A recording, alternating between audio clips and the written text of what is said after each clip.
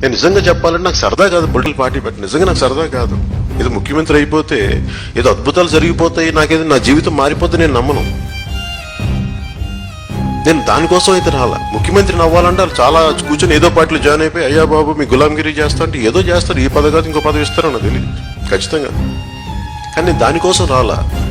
కష్టపడే వ్యక్తి, ఒక సగటు మధ్య తరగతి మనిషి దగ్గర నుంచి, ఎక్కడో కష్టానికి తగ్గ ప్రతిఫలం రాని వ్యక్తి దగ్గర నుంచి, ఒక ఆడపడుచుకి, రక్షణ లేని ఆడపడుచుకి అండగా ఉండటానికి, ఇలాంటి అనేక రంగాల్లో అనేక రకరకాల వర్గాల్లో ఉన్న నిస్సహాయులకి అండగా ఉండాలి. ఎందుకంటే నేను అలాంటి బాధను చిన్నప్పటి నుంచి చూసిన వాడిని.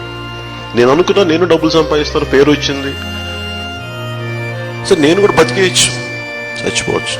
కానీ అందరిలో బతికి అందరిలో చచ్చిపోతే ప్రయోజనం ఏమో. ఏదన్నా చేసి చచ్చిపోతే ఎంతసేపు సమాజం నుంచి తీసుకోవటమేనా?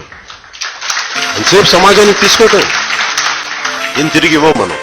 అందరూ ఇవ్వాలనుకుంటాం. ఒక చెట్టు ఇస్తుంది, ఒక్క గింజ భూమి, ఒక వరి పైరులోని ఒక గింజను నాటితే అది కొన్ని వందల కంకులు ఇస్తుంది.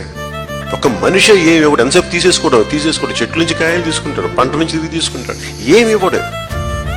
నేను అలాంటి వ్యక్తుల్లో సమూహంలో నేను ఒకరిని కాదలుచుకుని నేను ఇస్తాను. నేను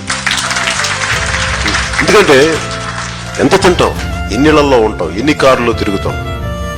నేను 1000 కోట్లు సంపాదించే సత్తా లేక కాదు.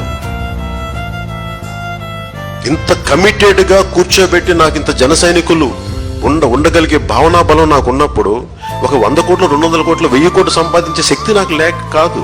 నేను ఆ దారి ఎంచుకోలేదు, అంతే. నాకు వద్దనుకున్నాను.